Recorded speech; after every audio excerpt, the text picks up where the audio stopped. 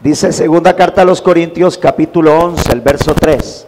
Pero me temo que así como la serpiente con su astucia engañó a Eva, vuestros sentidos sean también de alguna manera extraviados de la sincera fidelidad a Cristo.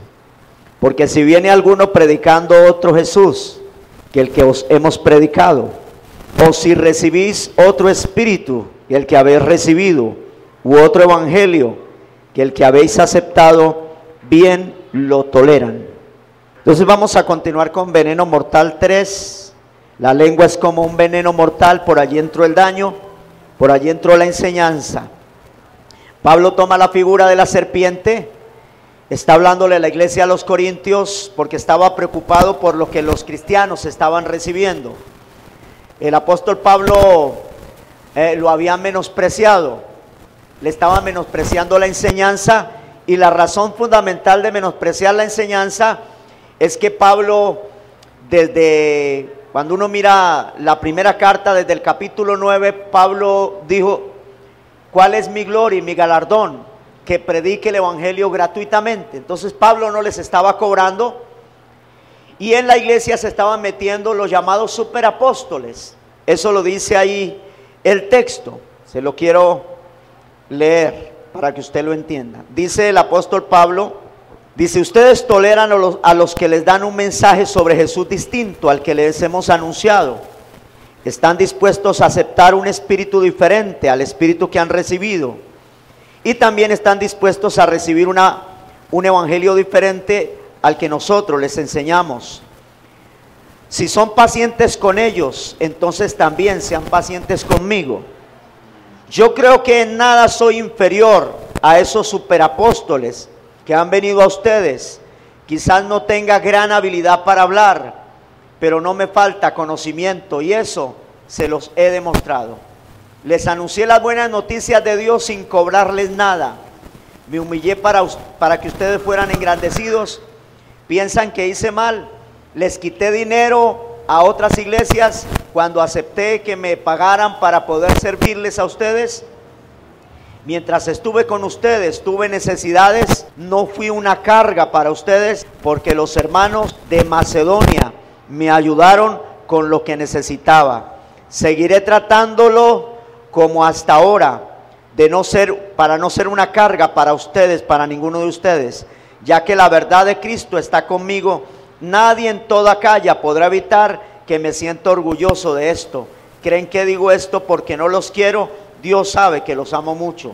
Seguiré evitando ser una carga para ustedes, como lo he hecho hasta ahora, para que esa gente no tenga motivos de presumir, ni se crea ser igual a nosotros.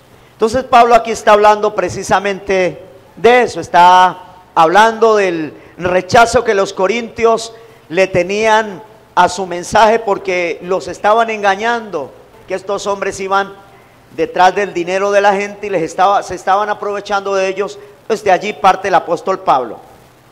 Pero el veneno fundamental de la enseñanza que le estaban transmitiendo de una manera muy sutil, y hacia el mensaje que el apóstol Pablo les estaba predicando, porque el mensaje que el apóstol Pablo predicaba no era por motivaciones de dinero, no era por motivaciones egoístas. La razón fundamental del evangelio era predicar a Cristo, hablarles de la verdad y llevarlos a ser edificados en ese Cristo que les había enseñado desde un principio. Pablo les dice: si viene otros enseñándoles un Jesús diferente, un espíritu diferente y un evangelio diferente, ustedes lo toleran. Entonces el veneno aquí estaba entrando de tres maneras, y eso es lo que vamos a estar compartiendo.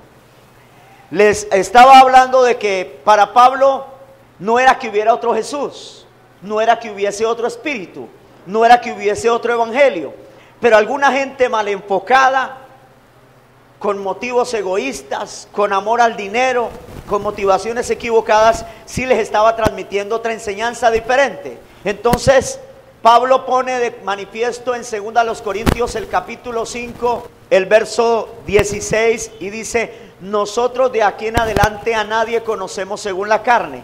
Si a Cristo conocimos según la carne, ya no lo conocemos así.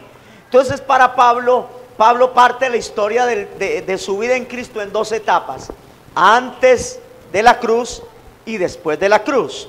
Antes de la cruz está el Jesús histórico, el Jesús que hizo milagros, el que conocemos en los evangelios, el Jesús según la carne, según la naturaleza humana, porque así había diseñado el Señor que viniera. Dice Hebreos 10:5 que le había preparado un cuerpo. El cuerpo de Jesús fue el medio de la redención que el Señor usó para redimirnos y para rescatarnos. Les compartíamos que al apóstol Pablo lo criticaron porque muchos decían: usted no estuvo con Jesús, porque Pablo fue el 13º apóstol. Recuerde que Judas cayó, reemplazaron a otro, y allá en Hechos capítulo 2 dice que pusieron a uno llamado Matías, cierto, que lo reemplazaron en lugar de Judas, y se completó el número de los 12. Y ustedes conocen que para ser apóstol reconocido debían de haber estado 3 años con él, deberían de haber visto sus milagros, de haber contemplado su gloria, de haberlo tocado, de haberlo palpado, de haber estado junto a él, de haber compartido con él todas sus experiencias. Eso era lo que la mayoría de la gente reconocía como apóstol o superapóstol. Los que se conocían como considerados como columnas, Pedro, Jacobo y Juan. Entonces la demás gente relacionaba eso de haber conocido al Señor. Para ser apóstol tenía que haber tenido esas experiencias. Pablo no estuvo con Jesús literalmente, usted ya lo conoce. A Pablo se le apareció el Señor en Hechos capítulo 9, se le apareció el resucitado, donde Pablo le dice: ¿quién eres, Señor? ¿Cierto? ¿Qué quieres que yo haga? Entonces la vida del apóstol Pablo se parte. Ya él no es Saulo, sino que es el apóstol Pablo. Entonces de ahí en adelante muchos decían: ese no es apóstol genuino. Pero sí estaban recibiendo a otros que no eran apóstoles genuinos, sino que se estaban mezclando y se estaban disfrazando y les estaban transmitiendo una enseñanza distorsionada que les estaba envenenando la conciencia hacia Dios, hacia Pablo, que los había levantado y que los había edificado en Cristo, y les estaba distorsionando el mensaje. Entonces para Pablo habían dos: el de la historia, el histórico, el Jesús según la carne, y el Jesús que se le aparece a él según el Espíritu. Por eso dice: de aquí en adelante, después de la muerte, después de la cruz, ya no conocemos a nadie según la carne, según la apariencia. Y si a Jesús o al Señor conocimos según la carne, ya no lo conocemos así, ahora lo conocemos en espíritu, en otra dimensión. ¿Estamos de acuerdo? Entonces, ¿qué era lo que le estaban enseñando? ¿Cuál era el Jesús que Pablo habla de según la carne? ¿Cuál era el espíritu que le estaban enseñando? ¿Y cuál era el otro evangelio? Yo quiero hablarle de estas 3 cosas y de estas 3 enseñanzas que eran veneno, que los estaban apartando de la sincera fidelidad a Cristo. Para entenderlo, en primer lugar Pablo dice: si alguno viene y les enseña otro Jesús que el que yo les enseñé, bien lo toleran. ¿Cuál era el Jesús que Pablo les enseñaba? El de la cruz, el de la obra, el que había muerto y nos había transmitido como herencia todo lo que tenía que ver con estamos sentados en lugares celestiales con Cristo, la fe de Él, la fe del resucitado, donde Pablo en 1 Corintios capítulo 15 dice que el que no tiene la fe del resucitado dice que no es de Él, que lo que se hable sin habérseles revelado el resucitado, entonces la fe sería vana, todavía estarían en sus pecados y el evangelio que les enseñarían sería una mentira. Entonces desde esa perspectiva Pablo está escribiendo esta carta, porque algunos no tenían claridad sobre ese mismo contexto del resucitado. Entonces para Pablo, ser de otro era ser del resucitado, ser del Cristo resucitado, aunque tenían que haber tenido la historia, tenían que haber conocido al Jesús histórico, pero él no se quedó allí. Porque la vida de Jesús según la carne, vamos a tomarlo por allí, que es el que Pablo les quiere aclarar acá, y que era por donde estaba el veneno. El Jesús según la carne tiene una edad cronológica de 33 años. Pero esa edad cronológica de Jesús según la carne está repartida en 3 etapas o en 3 edades, que son las que conocemos según las Escrituras. Y ahí es donde algunos se han quedado. Y por eso es que algunos les enseñan ese Jesús y lo dejaron allí, pero no han entendido el otro Jesús, el después de la cruz, el que resucitó. Entonces, primero, miremos las tres etapas del Jesús según la carne. Por eso Pablo les dice, si alguno les enseña a otro Jesús, ustedes bien lo toleran. Entonces vamos a mirar las tres etapas del Jesús según la carne. Según la carne, vuelvo y le repito, la edad cronológica de Jesús según la carne fueron 33 años.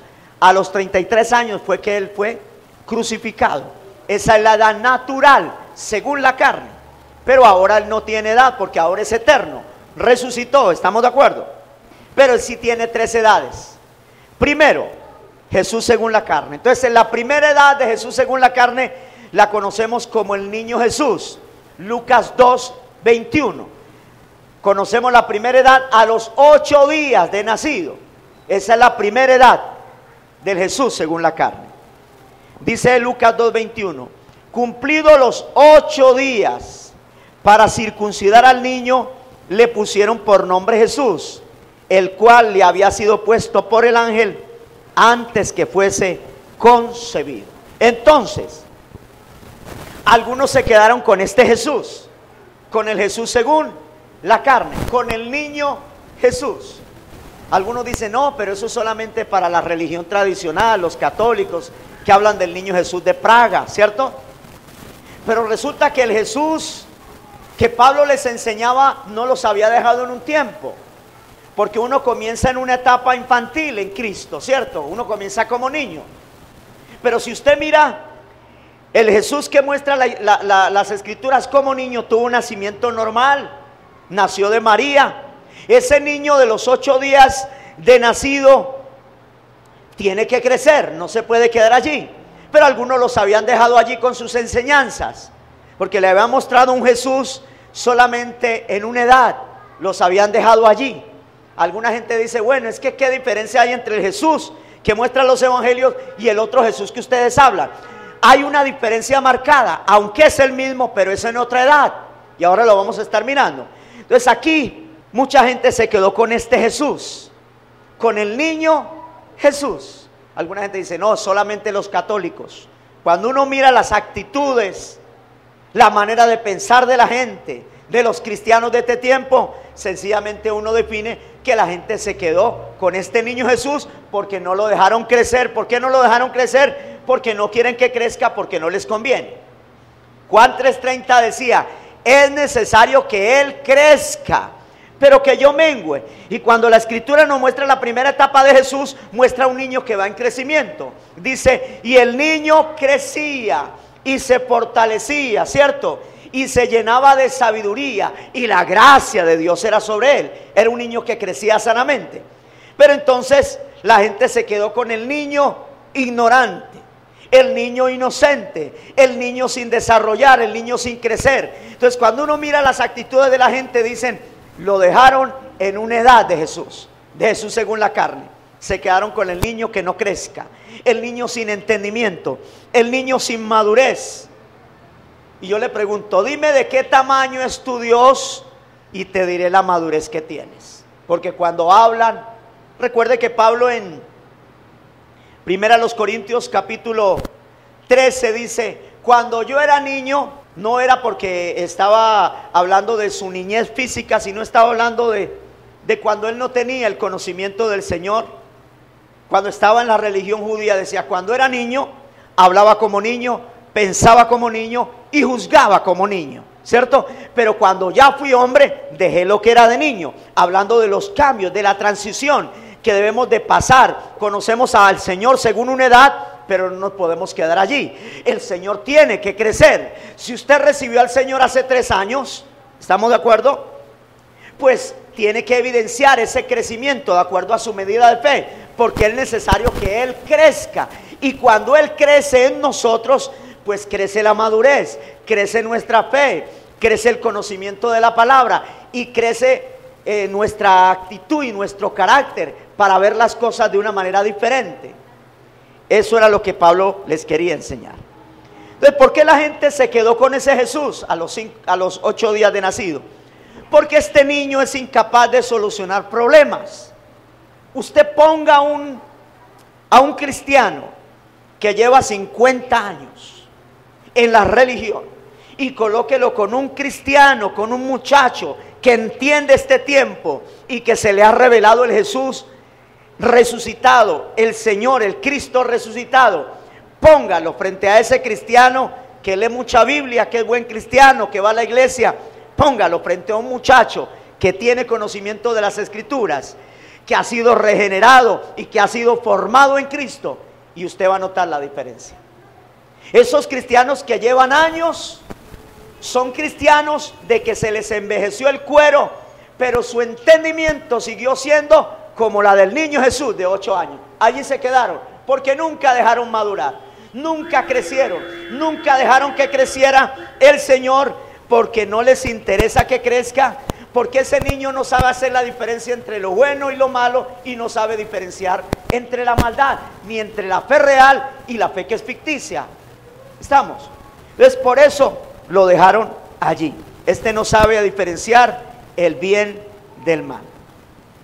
Este niño con el que se quedó la gente, y que Pablo estaba preocupado porque estaban dejando a la iglesia en una edad. La iglesia estaba fascinada con la plata, porque les enseñaran de dinero, de pactos, de toda esta cosa, pero los estaban dejando inexpertos en la palabra de justicia, porque eran niños.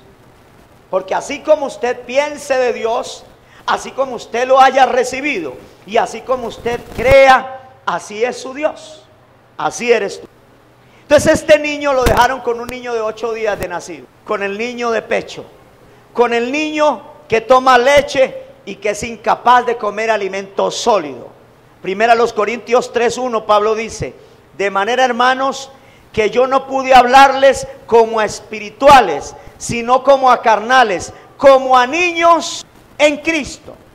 Es como estaban los corintios, cómo los habían dejado, inmaduros. Hay gente que dice: no, yo ya entiendo. La madurez no se mide por lo que digas que entiendes. La madurez te mide por tu carácter y la manera de enfrentar los conflictos. ¿Qué haces cuando hay un conflicto? Eso demuestra tu madurez. Sales corriendo, te desanimas, no vuelves a congregarte, te encierras por allá.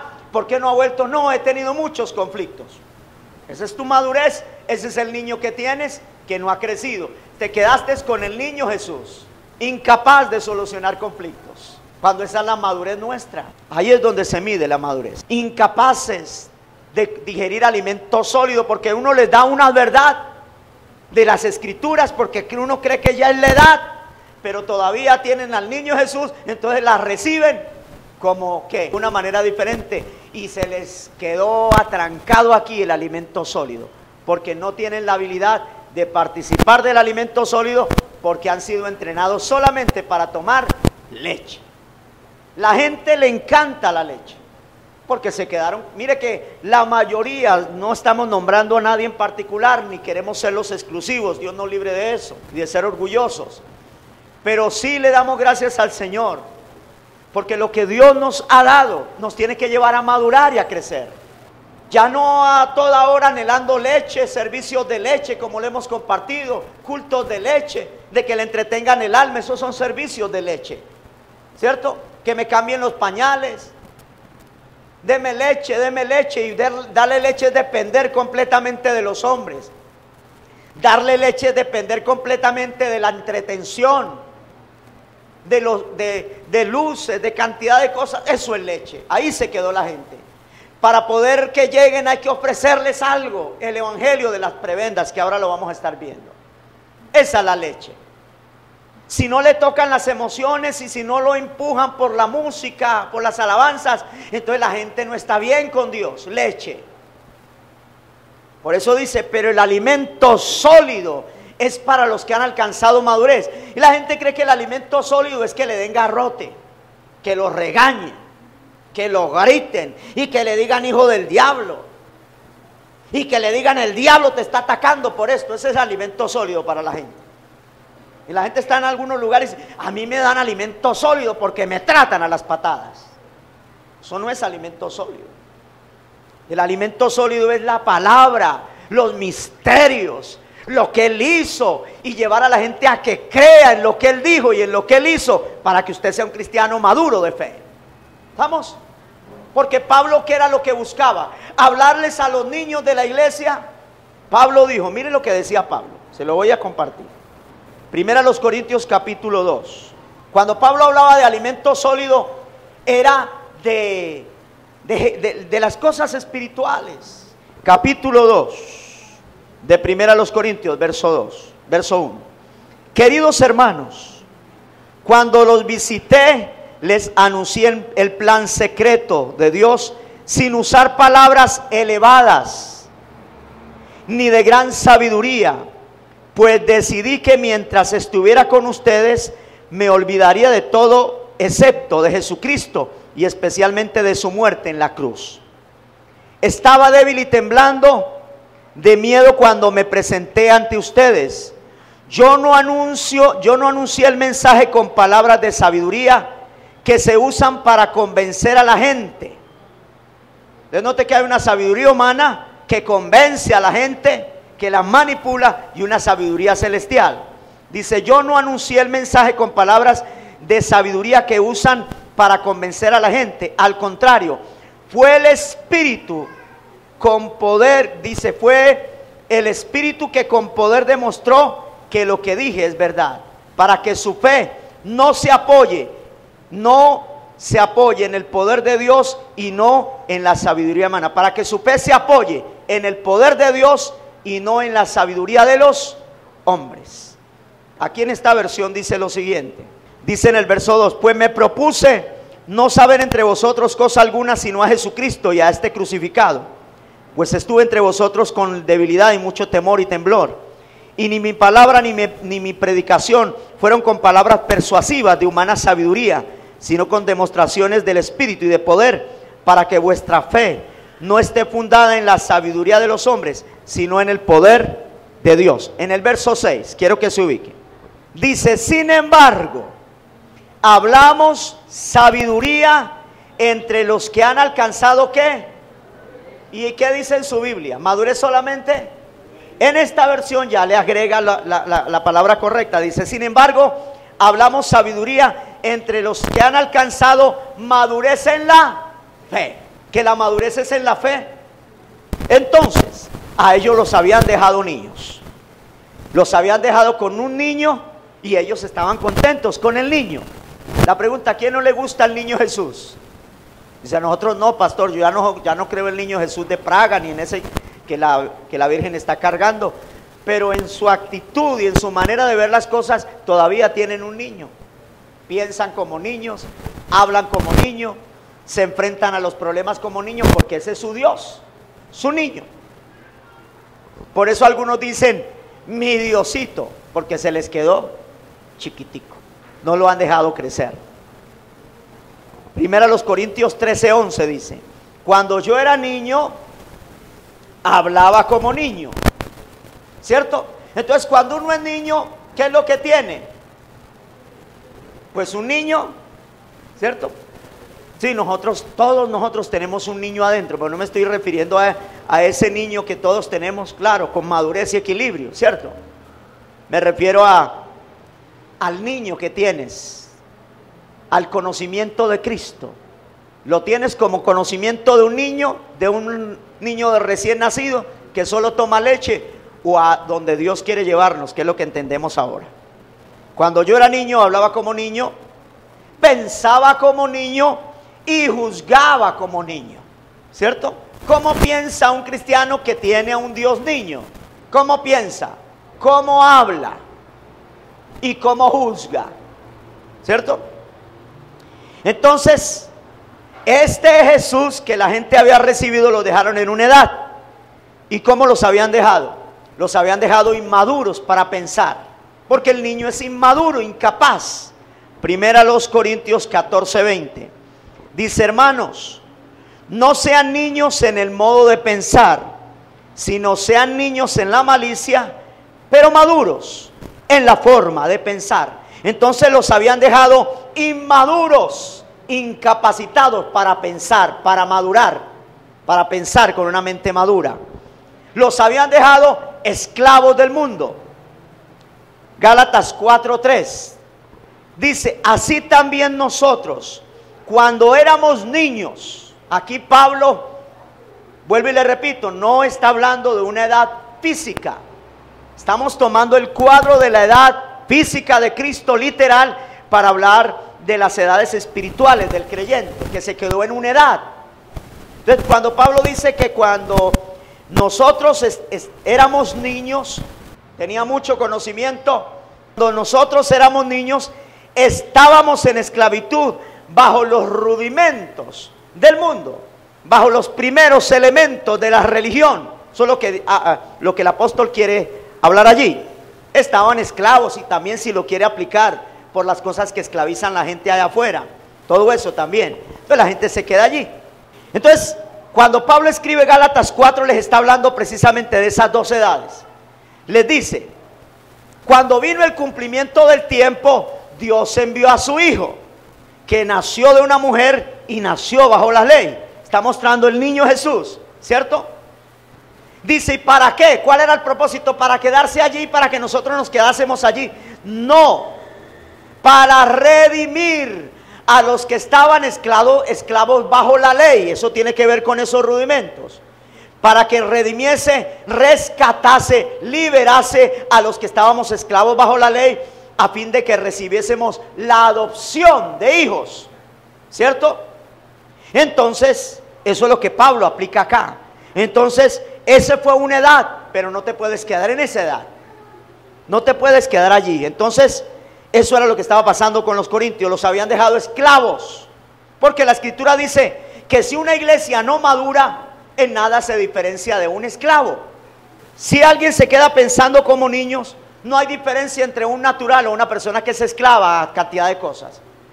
Puede saber que es dueña de todo, dice Gálatas, que aunque el heredero es niño, en nada se diferencia de un esclavo.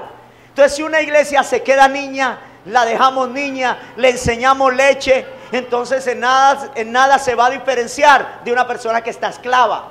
Sigue siendo ¿qué? Un esclavo, porque es niño. Pero dice, pero cuando uno ha madurado, uno es consciente de todo lo que Cristo hizo y de todo lo que hemos recibido. Eso no lo entiende un niño.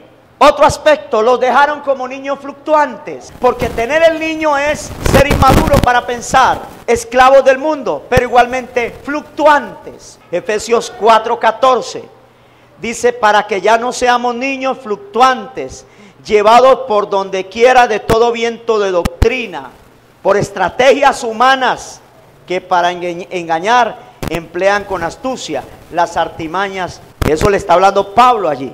Dice Hebreos 5:13: y todo aquel que participa de la leche es inexperto en la palabra de justicia, o en la palabra del reino, o en la palabra de fe, porque es niño. La gente es experta en otras cosas, pero menos en la palabra de fe. Les cuesta creer. Esa es la primera etapa del niño Jesús. Y a algunos les envenenaron la conciencia porque lo dejaron con ese Jesús. El niño que nunca creció, el niño inmaduro, el niño fluctuante, ¿cierto? El niño de leche, el niño inmaduro para pensar, para solucionar conflictos, lo dejaron allí, inmaduros, y así lo tienen. Segundo, la otra edad de Jesús que conocemos según las escrituras, del Jesús según la carne, la encontramos en Lucas 2:42. Este es el adolescente Jesús. Dice Lucas 2:42: y cuando tuvo 12 años, ¿cuántos? Ya vimos 8 días, ahora vemos 12 años. Subieron a Jerusalén conforme a la costumbre de la fiesta. Esta es la segunda edad del Jesús según la carne. El de los 8, el niño, y el de los 12, el adolescente o el preadolescente. ¿Cómo piensa un adolescente? ¿Cómo es un adolescente? ¿Cuáles son los pensamientos de una persona que está en la adolescencia o en la preadolescencia? Este Jesús adolescente le gusta a la gente. Es el Jesús extrovertido, el Jesús chévere, el Jesús sollado, el Jesús gomelo. Este es el que a los 12 años fue al templo, según los ritos y la costumbre. A los 12 años a un niño judío se le decía hijo de la ley. Entonces este de los 12 años es conocido como el Jesús de la ley, el que le gusta los ritos, el que le gusta el formalismo, el que le gusta la tradición, las costumbres. Es el Jesús según la ley. Gálatas 4:4. Pero cuando vino el cumplimiento del tiempo, Dios envió a su Hijo, nacido de mujer y nacido bajo la ley. Tenía que nacer bajo la ley. ¿Pero para qué? Para quedarse allí. Hay gente que lo dejó allí. Ay, a mí me fascina todos esos ritos. Es impresionante. Como el adolescente, el que iba al templo, el de todo el ritualismo según la costumbre, ¿cierto? El incienso, el arrodillarse, el hacer así, una cantidad de cosas, el compartir la hostia, la transubstanciación, toda esa cosa, el vino, el altar, todo eso, la gente se quedó allí. Todavía la gente mira esto como lugar santísimo, porque su manera de pensar lo miran así. Porque para un adolescente las cosas no son malas, ¿cierto? Desde esa perspectiva religiosa. Para un adolescente todo vale. Allí se quedó. Entonces la gente se quedó con el Jesús de los 12 años y es el Jesús de la ley. El que la gente le gusta imitar. El que la gente le gusta imitar su barba, su corte de cabello, su vestimenta, su ritualismo. Allí se quedaron. Este es el Jesús según la ley, el de las costumbres y el de la mente religiosa. Allí lo dejaron y allí se quedaron. La gente dice, no. A mí me gusta que hagan esto, a mí me gusta que hagan aquello. Y no le nombro cosas por cuidar la conciencia de los débiles. Pero que a mí me gusta que hagan esto, que a mí me gusta que hagan aquello. Si no. Y la gente viene preguntando por los ritos antes que por la fe. Pues para uno eso uno ya sabe que es un tremendo error doctrinal. Que la gente lo que primero viene a preguntar, no sé si a usted, con usted se han encontrado y lo abortan y lo primero que le dicen, allá sí hacen esto, allá sí hacen aquello, allá sí hacen esto, para determinar si es sana doctrina. Cuando debieran de preguntar, ¿cómo están ustedes frente a la fe? Porque les han matado la fe, pero no les han matado el ritualismo. Y el ritualismo para ellos, esa es la fe, para nosotros no. Para nosotros nos matan el ritualismo, pero nos activan la fe, que es el único medio con que Dios nos acepta. No hay más.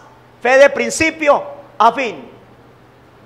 ¿Cierto? Pero a la gente le gusta el Jesús sollado, el divertido, el de los conciertos, el de las luces, el de las emociones, el de la música, el que anda con Walkman todo el día. Esos son los muchachos del Jesús de los 12 años.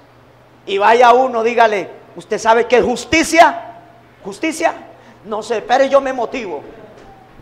Esa es la unción para ellos, ¿cierto? Es el de ese espectáculo que a la gente le gusta a los 12 años. Es sollado, es divertido, es chévere. Y allí dejaron a la iglesia con el Jesús de la ley, el del ritualismo, el de los ritos. Y allí lo dejaron. Ese era otro Jesús en una edad. Y a ese le gusta a la gente. Y el tercero, porque hay más.